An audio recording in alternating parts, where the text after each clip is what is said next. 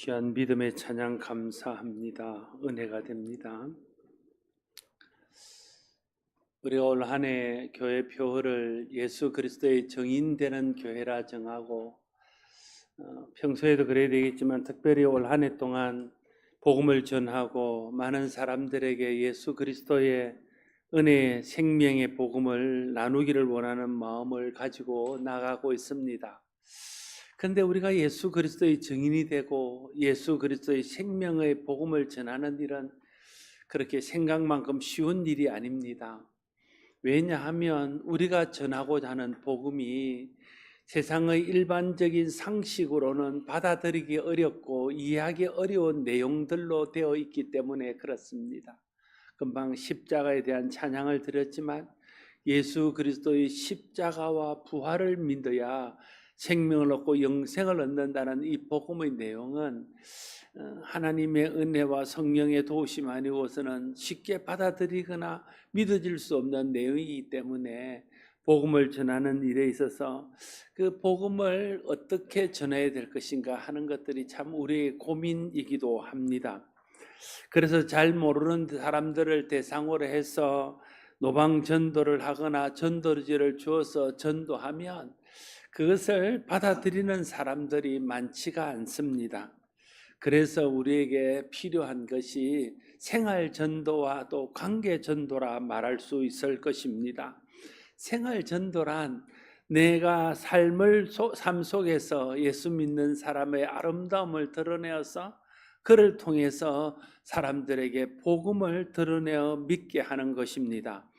말로 복음을 전하는 것보다 삶으로 복음을 전하는 것이라 할 수 있습니다. 그러나 생활 전도는 말로 전하는 것보다 더 어렵습니다.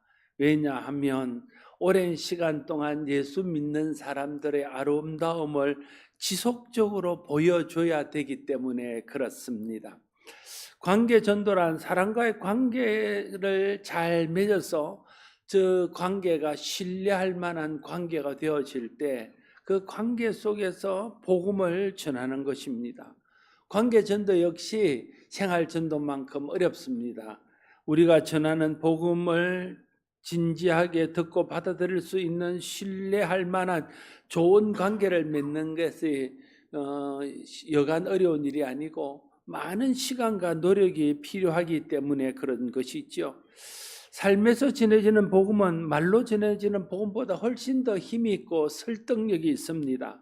좋은 관계 속에서 복음을 전하면 그 신뢰할 만한 사람이 전하는 복음은 그렇지 못한 사람이 전하는 보다 훨씬 더 힘을 얻고 신뢰를 얻을 수 있습니다.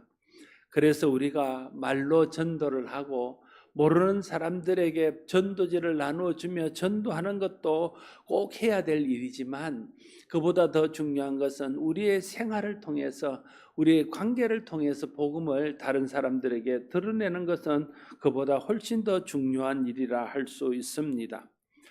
오늘은 위대한 예수 그리스도의 증인 중 한 사람인 바나바에 대해서 말씀을 드리고자 합니다.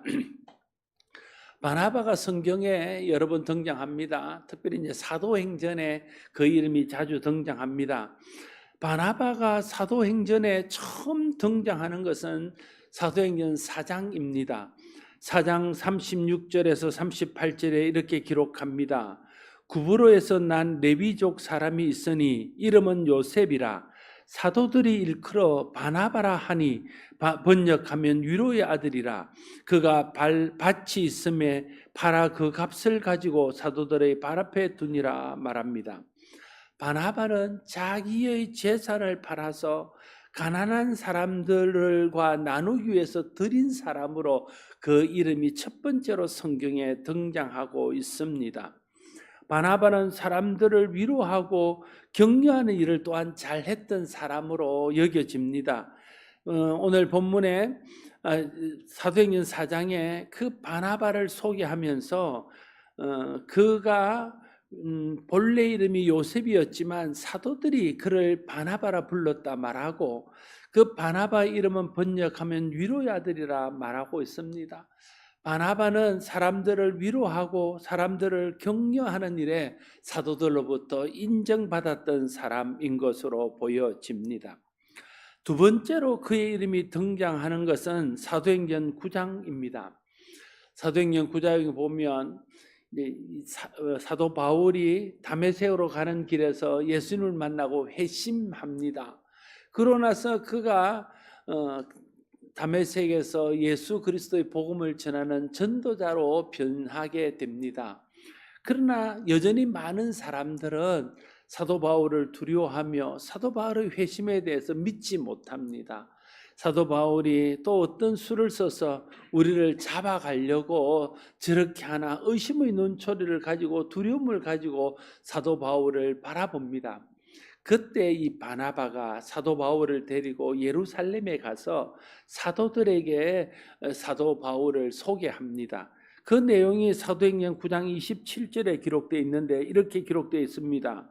바나바가 데리고 사도들에게 가서 그가 길에서 어떻게 주를 보았는지와 주께서 그에게 말씀하신 일과 다메섹에서 그가 어떻게 예수 이름을 담대히 말하였는지를 전하니라 말하고 있습니다. 바나바는 바울의 회심이 거짓이 아니고 진실하다는 것을 사도들에게 말합니다. 하나님께서 다메섹에 가는 길에서 바울을 만나 주신 일과 또 예수님께서 바울에게 이방의 사도로서의 사명을 주신 것과 그것을 받은 바울이 변화되어져서 이 안디옥에서 다메섹에서 복음을 전한 일을 다 이야기하면서 바울의 회심은 진실합니다. 이렇게 사도들에게 소개하는 거죠. 그랬더니 이 사도들이 바울을 받아들이고 바울과 악수를 나눴다. 그런 내용이 그 뒤에 이어지고 있습니다. 그리고 세 번째로 이 바나바의 이름이 성경에 언급된 것이 오늘 본문입니다. 스데반의 일로 흩어졌던 많은 사람들이 베니게와 구브로와 안디옥에까지 이르러서 유대인들에게 복음을 전합니다. 그런데 그 중에 구브로와 구레네 사람 몇 사람이 안디옥에 가서 안디옥에 있는 이방인들, 믿지 않는 이방인들에게 복음을 전합니다. 그랬더니 주의 손이 그들과 함께 하심으로 많은 사람들이 믿고 주께 돌아오는 역사가 일어나게 됩니다. 이 소식을 들은 예루살렘 교회가 그 소문의 진상을 알아보기 위해서 사람을 보냈는데 그때 보낸 사람이 바로 바나바였다는 것입니다. 바나바가 교회와 사도들에게 전적인 신뢰를 받고 있다는 사실을 알 수 있습니다.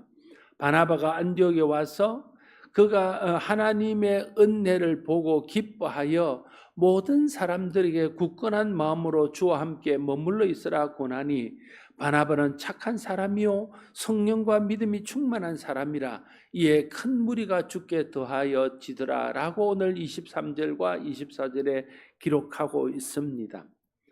바나바가 교회 파송을 받고 안디옥에 왔습니다. 안디옥에 와서 보니 정말 성령의 역사로 하나님의 은혜로 많은 사람들이 복음을 듣고 복음을 믿고 주께 돌아오는 그런 은혜의 역사가 일어나고 있는 것을 목격하게 됩니다. 그래서 바나바는 거기에 힘을 얻어서 그곳에 있는 사람들을 주의 사랑으로 권하고 또 믿지 않는 사람들에게 복음을 전했더니 큰 무리가 주께 더하여지는 은혜가 나타났다고 오늘 본문은 증언하고 있습니다. 그런데 오늘 이 이야기를 쓰면서 24절에서 바나바는 착한 사람이요 성령과 믿음이 충만한 사람이었더라 라고 덧붙이고 있습니다. 이것은 교회와 사도들이 바나바를 안디옥에 파송한 것이 그가 착한 사람이요 성령과 믿음이 충만한 사람이었기 때문이라는 것을 설명하기 위해서이고 그가 와서 권하자 큰 무리들이 듣고 믿게 된 것도 그가 착한 사람이요 성령과 믿음이 충만한 사람이었기 때문이라는 것을 오늘 본문이 말하고자 하는 것입니다.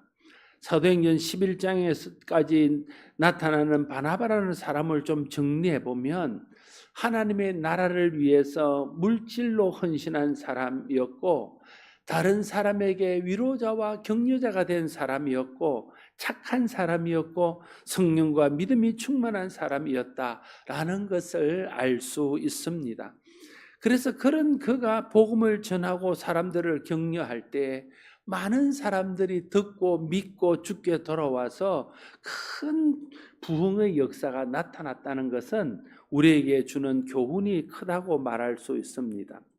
또한 오늘 본문에 계속 이어지는 내용을 보면 25절 26절에 바나바가 사울을 찾으러 다소에 가서 만남에 안디옥에 데리고 와서 둘이 교회에 1년간 모여 있어 큰 무리를 가르쳤고 제자들이 안디옥에서 비로소 그리스도인이라 일컬음을 받게 되었더라라고 쓰고 있습니다. 바나바가 안디옥에 부흥이 일어날 때 기억하는 것이 하나님께서 이방인들을 위하여 택한 사람이 있지, 그가 사도 바울이지, 그걸 기억했다는 거예요. 그리고 그는 지체 없이 바울이 있는 다소로 가서 그 바울을 데리고 와서 안디옥에서 함께 안디옥 교회를 섬겼다는 겁니다. 그렇게 1년 동안 안디옥 교회를 섬기면서 복음을 전하고 사람들에게 복음의 말씀을 가르쳤더니 사람들이 변화를 받아서 그곳에서부터 믿지 않는 사람들이 예수 믿는 사람들을 그리스도인이라 불렀다라고 오늘 본문은 기록하고 있습니다. 그리스도인이라는 말은 그리스도에게 속한 사람, 그리스도를 따르는 사람, 그리스도께 복종하는 사람이라는 뜻입니다. 그 당시 안디옥에 있던 사람들이 예수 믿는 사람들을 보니까 자기들하고 사는 게 달랐다는 거예요. 생각이 다르고 가치관이 다르고 그들이 따르고 헌신하는 것이 달랐다는 거예요. 그래서 그들을 부르기를, 그들이 왜 그렇게 달라졌는지, 왜 그렇게 다른 삶을 살고 있는지를 살펴보았더니 그 사람들이 다 예수를 믿는 사람이었다는 거예요. 그래서 그들을 자기들과 다른 사람이라고 칭하면서 그들을 그리스도인이라 이렇게 불렀다 하는 것입니다. 복음을 듣고 그 안디옥 교회 사람들이 얼마나 달라졌는지 하는 것을 알 수 있는 대목입니다. 그들이 그리스도인으로 세상과 구별된 삶을 살았다는 것은 첫째는 성령과 말씀의 역사로 그들이 바뀌었기 때문에 그랬고, 또 하나는 그들을 가르쳤던 바울과 바나바가 그들에게 적지 않은 영향을 끼쳤을 것이라 생각할 수 있습니다. 코로나 이전에도 교회가 많이 어려웠습니다. 근데 교회가 코로나 이전에도 좀 하향 곡선을 걷고 있었는데 그 코로나가 오면서 그것에 어떤 기름을 붓는 것처럼 급속하게 교회가 감소세로 돌아섰습니다. 코로나가 오면서 왜 교회가 급속한 감속세로 들어섰는지 하는 이유에 대해서 말할 때 코로나 기간 중에 교회가 세상으로부터 받은 비판 때문이라고 말하는 사람들이 많습니다. 물론 교회가 억울한 면이 없지 않습니다. 언론의 희생양이 된 부분도 틀림없이 있습니다. 그럴지라도 일부 교회들이 코로나 기간 중에 코로나를 대처하는 방법에 있어서 비난받을 만한 일을 한 것도 사실입니다. 그래서 많은 사람들이 교회를 비난하게 되고 그것이 교회에 대한 세상 사람들의 어떤 신뢰 또는 교회에 대한 좋은 인식들이 깨어지는 그런 계기가 되었습니다. 그 후에 있었던 각종 설문조사에서도 기독교에 대한 신뢰도가 바닥 수준에 머무르고 있습니다. 교회가 전도를 위해서 전도 발대식을 하고 구호를 외치고 열심히 나가 전도지를 돌리며 전도하는 것도 중요합니다. 그 일도 우리가 꼭 해야 될 필요한 일입니다. 그러나 그보다 더 중요한 것은 우리가 전하는 복음이 세상 사람들에게 신뢰 있게 들려지고 그 사람들이 그것을 받아들일 수 있도록 교회가 무너진 신뢰를 회복하는 것, 그것이 더 중요한 일이라고 말할 수 있습니다. 여러분, 신뢰가 무너진 상태에서 그 전해지는 복음은 믿지 않는 사람들에게 받아들이시지 않고 오히려 믿지 않는 사람들에게 조롱거리가 될 수 있기 때문입니다. 교회의 신뢰 회복은 믿는 우리 한 사람 한 사람에게 달려 있습니다. 왜냐하면 믿는 우리가 교회이기 때문에 그렇습니다. 우리의 가족들, 우리의 가까운 이웃들, 우리의 동료들의 눈에 비치는 우리의 모습이 그들이 생각하는 교회의 모습입니다.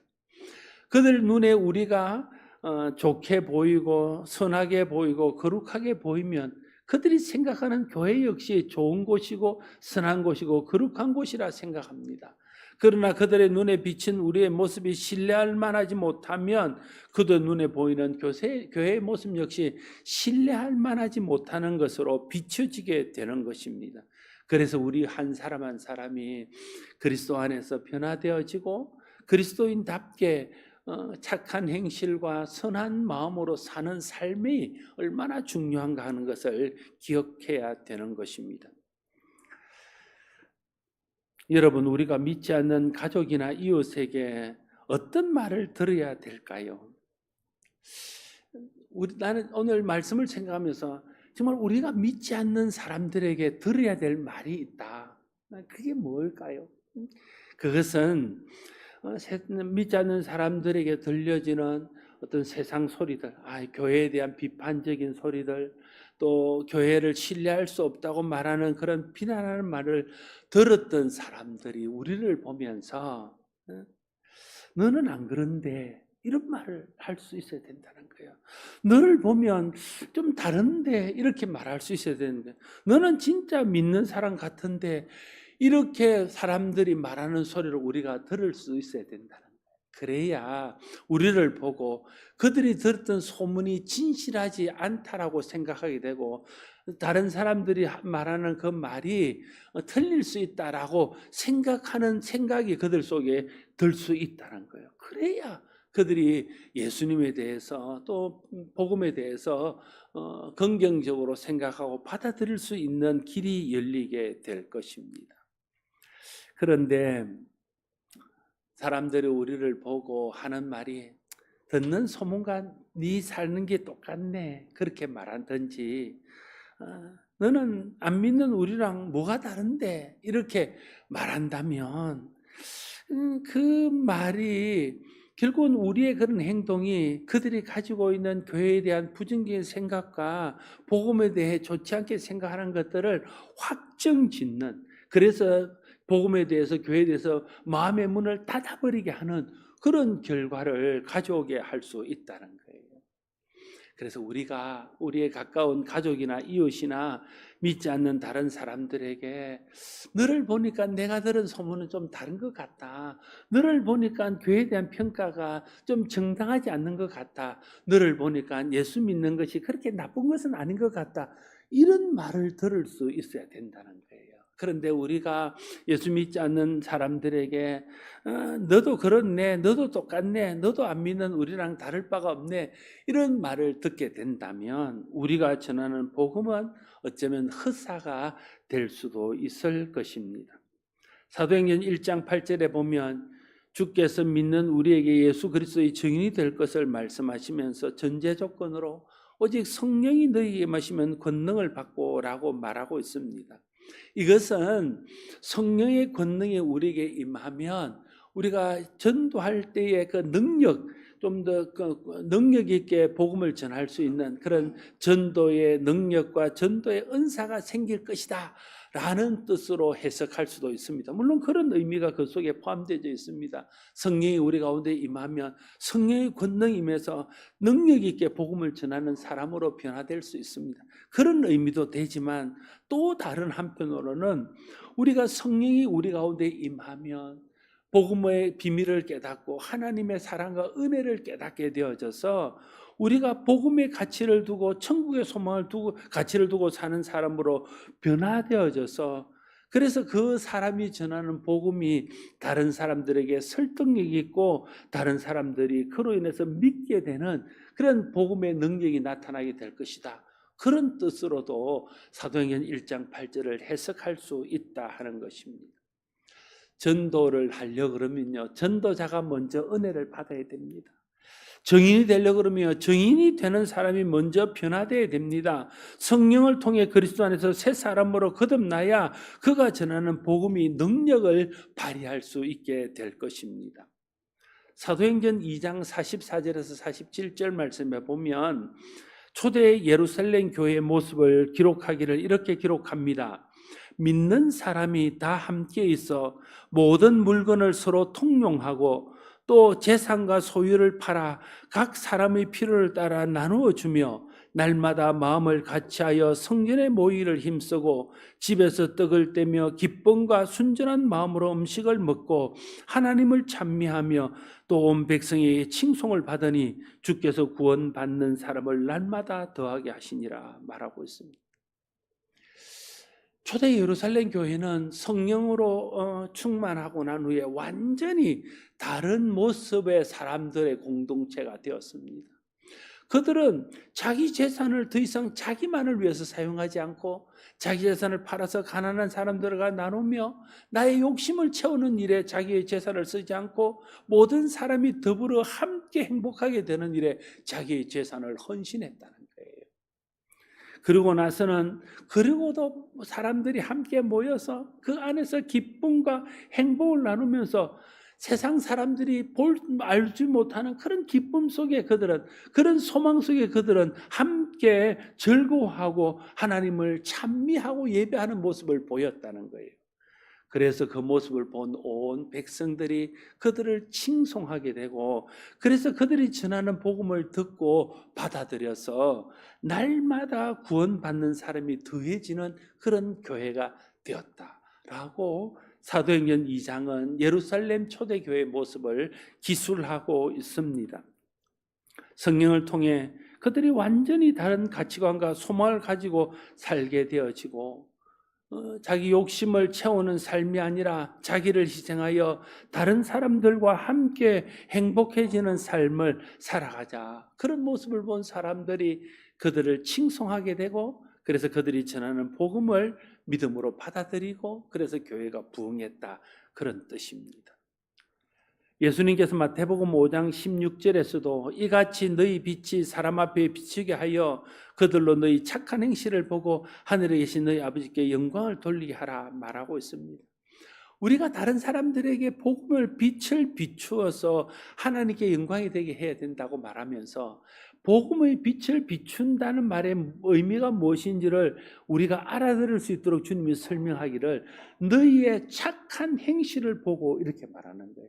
우리의 착한 행실이 세상의 빛이라는 거예요. 우리가 세상의 빛이 되고 소금이 되라고 말했는데, 그 빛이 된다는 의미가 뭐냐 하면 너희가 세상에 착한 행실을 보이는 것이 세상의 빛이 되는 것이다, 그걸 예수님이 말씀하고 있는 것입니다. 우리의 착한 행실이 우리 자신을 구원하지는 않습니다. 그러나 우리의 착한 행실이 세상의 빛이 되어서 우리의 착한 행실을 보는 사람들에게 복음의 아름다운 또 복음을 그 사람들이 좋은 것으로 받아들이게 해서 그 사람들을 구원에 이르게 하는 도구가 될 수 있다는 거예요. 그래서 우리는 그리스도 안에서 변화되어 그리스도를 따라 사는 착한 사람이 되어야 된다는 것입니다. 베드로전서 3장 1절과 2절에서 아내들을 권면하는 말을 하면서 이런 말을 합니다. 아내들아, 이와 같이 자기 남편에게 순종하라. 이는 혹 말씀을 순종하지 않는 자라도 말로 말미암지 않고 그 아내의 행실로 말미암아 구원을 받게 하려 함이니 너희의 두려워하며 정결한 행실을 봄이라 말하고 있습니다. 아내들에게 남편이 좀 마음에 안 들고 남편이 좀 강박하더라도 그 남편에게 순종하라. 그게 주님의 명령이니까 그렇게 하라는 거예요. 그렇게 함으로써 그 강박한 남편이 너희의 말이 아니라 네가 하는 그 착한 행실을 보고 마음이 녹아져서 구원받을 수 있을지 누가 아냐, 그걸 말씀하고 있는 것입니다. 저희 처가댁에 딸들이 많습니다. 처형들이 많은데 다 예수를 잘 믿어요. 또 우리 처제도 한 명 있는데 처제도 예수를 참 잘 믿습니다. 그리고 또 예수님이 착해요. 근데 그 남편이 이제 교회를 안 다닙니다. 그런데 뭐 그를 구박하지도 않고, 그가 우리 동서가 장남이 아닌데도 우리 처제가 꼭 그 큰 며느리처럼 집안의 대소사들을 다 앞장서서 챙기고, 안 믿는 집안에 제사를 지내는데 제사를 지나기 직전까지 모든 음식 준비나 이런 것들을 자기가 다 해서 정성을 다하는 겁니다. 그걸 계속 보다가 우리 동서가 어느 날 우리 처제에게 이렇게 말했다요. 우리 처제 이름 김경량입니다. 양이가 믿는 예수를 내가 믿어보고 싶다, 그렇게 말했다는. 그러고는 우리 처제를 따라 교회를 나와서 아직도 신앙이 많이 들어가지 않았지만 집사가 됐습니다. 오늘 이 베드로전서 3장 1절 2절 말씀 같죠. 우리 교회도 보니까 그런 사람들이 많은 것 같아요. 먼저 우리 자매가 교회를 나오기 시작하고 집사가 되고 권사가 되고 이렇게 믿다가 어느 날 보니까 남편들이 따라 나와요. 제 생각에는 물론 아닐 수도 있는데 그 아내가 얼마나 사랑으로 남편을 섬기고 예수 믿는 사람의 아름다움을 보이고 예수 믿는 것에 소망을 보이니까 그들의 마음에 감동을 받아서 그들이 전하는 복음을 듣고 교회에 나왔다. 저는 그렇게 굳게 믿고 있습니다.